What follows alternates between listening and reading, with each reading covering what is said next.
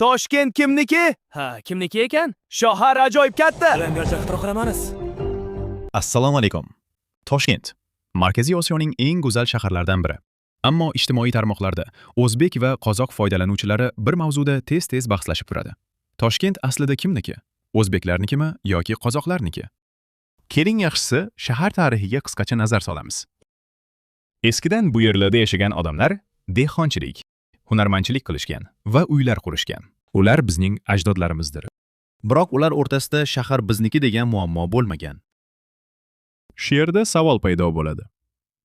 Bu mavzuning ildizi qayerda? Hammasi 1924-yilda boshlangan.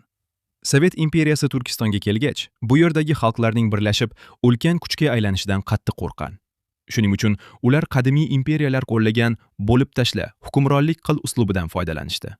1924-yilgi milliy hududiy chegaralanish shunday hisob-kitob bilan qilindiki, sun'iy ravishda yaratilgan chegaralar ataylab bir xalqning qishlog'ini ikkinchi davlatda, yaylovini esa boshqa davlatda qoldirdi.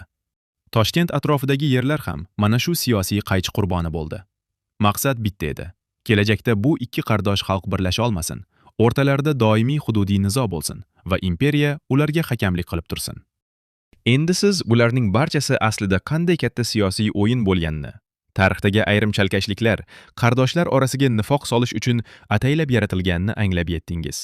Shunday ekan do'stlar, agar bundan keyin ijtimoiy tarmoqlarda yoki hayotda yana kimdir sizga kelib, Toshkent aslida qozoqniki bo'lgan desa, u bilan janjallashib, asabiylashib o'tirmang.